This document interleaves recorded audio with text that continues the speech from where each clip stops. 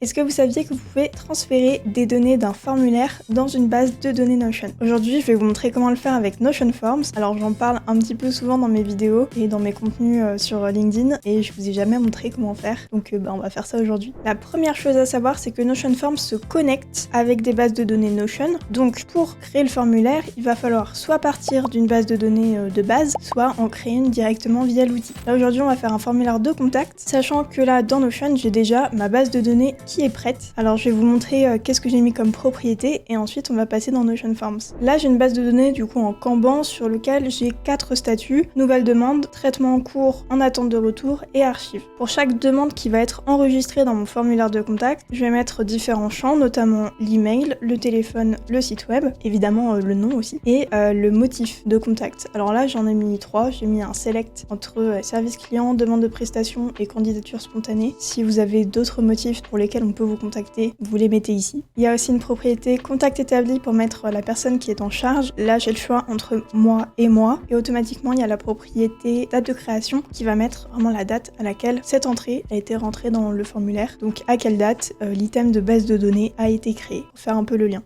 Il faut savoir que vous n'avez aucun outil d'automatisation à mettre en place, ça va vraiment se faire entre Notion Forms et votre base de données Notion. Donc moi, vu qu'elle est déjà créée, quand je vais aller sur Notion Forms et que je me connecte, je vais cliquer sur Create a New Form et là on me propose donc est-ce que j'ai déjà une base de données ou est-ce que j'en ai pas. Donc moi j'en ai une et là on va me demander de choisir laquelle. Si je suis un nouvel utilisateur, on va me demander de partager l'accès à mes bases de données. Donc je clique sur Share My Database et ensuite on me redirige vers la page de partage des droits. Donc je sélectionne des pages. En l'occurrence, moi je veux lui donner seulement accès à demande de contact parce que j'ai pas forcément d'autres choses dont il aura besoin. Donc je coche bien demande de contact, donner l'accès. Une fois que c'est partagé, j'ai ma base de données qui s'affiche. Je vais tout simplement cliquer dessus et en fait on voit que tous les champs du questionnaire, ça va être les champs que j'ai mis dans mes propriétés. Alors on va pouvoir configurer tout ça, mais la première chose qu'on va me demander, ça va être de mettre le titre de mon formulaire. Là en l'occurrence, il va prendre le titre de la base de données. Donc si vous l'avez appelé de la même façon que ce que vous voulez qu'il s'affiche, eh bien vous n'avez rien à faire. Moi je vais le renommer formulaire de contact et en dessous on peut mettre une description. Sachant que cette description on peut un petit peu la mettre en page en la mettant en titre, on peut la mettre en grand, en italique, en souligné, etc. Le form visibility, ça veut dire est-ce que votre formulaire est ouvert à tous, est-ce qu'il est privé ou est-ce qu'il est fermé. Pour un formulaire de contact, on peut le laisser en public, mais si vous avez par exemple des cas où c'est des entrées qu'on donne pour une durée limitée, dans ce cas-là, une fois que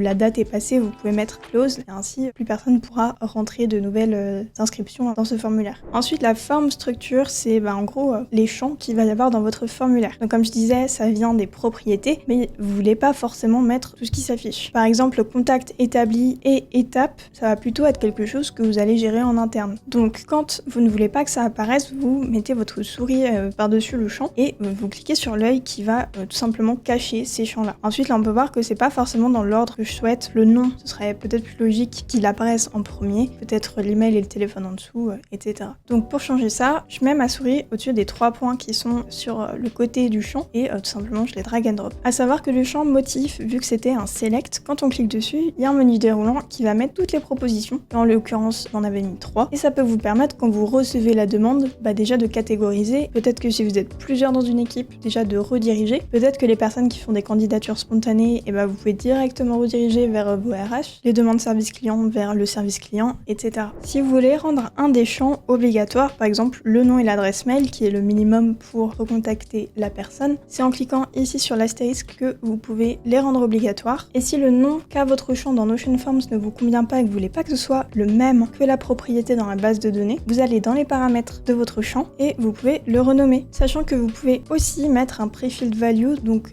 quelque chose qui est déjà rempli, ou alors un placeholder qui est le texte qui est souvent en gris et qui disparaît quand on commence à écrire. Donc là j'ai mis comme nom du champ comment vous vous appelez et le placeholder prénom et nom. Et donc ça s'affiche comme ça et dès que je l'écris, ça disparaît. Voilà comment ça fonctionne.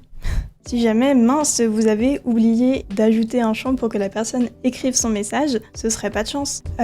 vous pouvez retourner sur votre base de données dans Notion, vous ajoutez une propriété, là en l'occurrence c'est une propriété texte, et une fois que vous êtes revenu dans Notion Forms, vous cliquez sur Refresh Form Structure et il va trouver la nouvelle propriété que vous pouvez mettre, là en l'occurrence tout en bas. À savoir que quand c'est un message, on a tendance à écrire quand même plus d'une ligne, donc je peux aller mettre pour les propriétés texte l'option que c'est multiligne et donc ça va agrandir mon champ. Et il va pouvoir défiler comme ça selon la longueur en fait du message. À savoir aussi que si vous avez la formule pro, vous pouvez customiser l'apparence de votre formulaire, notamment le thème où il y en a 3, dont le thème Notion qui ressemble du coup un petit peu plus à lui de Notion. Vous pouvez choisir est-ce que votre formulaire il est centré sur le bloc ou est-ce que il est en pleine largeur. Vous pouvez aussi ajouter une image de couverture ou bien un logo. Et puis après vous pouvez aller plus dans les détails, quelle est la couleur des boutons, est-ce que vous cachez le titre. Vous pouvez mettre des confettis quand la personne a terminé de compléter le questionnaire, que je trouve très ludique. Moi j'adore quand on me met des confettis quand j'ai fini de remplir un questionnaire, je me sens récompensée. Ensuite sur la submission, vous pouvez remplacer le texte, de base c'est en anglais, c'est submit. Si vous voulez le faire en français, vous pouvez mettre envoyer par exemple. À savoir aussi que si vous avez plusieurs entrées qui sont susceptibles d'être les mêmes, vous pouvez choisir soit de créer une nouvelle entrée dans la base de données à chaque envoi du formulaire. Pour un formulaire de contact, c'est plutôt conseillé. Ou bien vous pouvez choisir d'actualiser les propriétés d'une base de données basée sur une propriété au choix. En général, ça va plutôt être le nom. Donc si vous avez Michel Dupont qui a déjà rempli le formulaire et qui renvoie encore quelque chose, ça va mettre à jour ses coordonnées et éventuellement son message. Et enfin, vous pouvez choisir ce qui se passe après que la personne ait cliqué sur envoyer ma réponse. Ça peut être soit d'afficher la page de succès, je sais pas comment dire en français, soit si vous êtes sur la formule pro de rediriger la personne vers un lien externe. Pour la première option, vous pouvez personnaliser le message que la personne va recevoir quand elle aura terminé de remplir le formulaire. Et enfin, toujours si vous êtes sur la formule pro, vous avez plusieurs options de notification, ce qui fait que vous allez recevoir une notification dès que quelqu'un a rempli le formulaire. Et vous pouvez contrôler l'accès au formulaire. D'abord, ça peut être avec un mot de passe ou pas. Vous pouvez mettre la date à laquelle le formulaire va se fermer. Et enfin, vous pouvez choisir le nombre maximum d'envois qu'il peut y avoir sur le formulaire. S'il n'y a pas de limite, vous n'êtes pas obligé d'en mettre, évidemment. Quand vous avez terminé, vous cliquez sur sauvegarder et là, vous allez avoir un lien. Ce lien, vous pouvez l'intégrer par exemple dans des pages Notion. Notamment, c'est ce qui a été fait sur le site actuel de Notion France où il y a un Notion Forms qui est intégré dans la page et qu'on peut remplir pour qu'il complète une base de données de retours, de suggestions à faire remonter à Notion. Donc en l'occurrence, je vais aller copier ce lien et le coller là pour l'exemple dans un portfolio de design. Et bien une fois que les personnes ont parcouru tout le travail fabuleux qu'on a fait, on peut mettre un formulaire de contact peut-être à la fin, comme ça ils peuvent nous recontacter. Donc je le colle et je clique sur intégrer dans cette page, ce qui va me créer du coup un bloc que je redimensionne un petit peu pour que ça se mette à la bonne taille et que les gens n'aient pas besoin de scroller. Sachant aussi que si vous êtes sur un CMS et que vous pouvez intégrer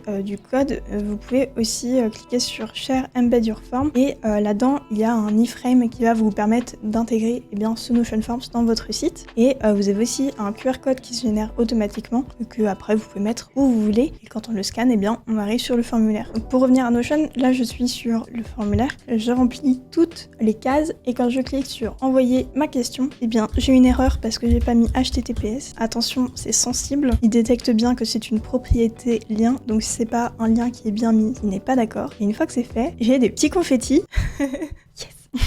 Et une fois que je retourne donc dans ma base de données de demande de contact, j'ai Louatal qui s'est ajouté avec du coup la date d'ajout. Ici je vais avoir tous les champs que j'ai remplis qui s'affichent et le message. Et ensuite moi quand je suis un peu en mode back office, j'ai plus qu'à assigner quelqu'un. C'est Louatal qui va s'occuper de Louatal.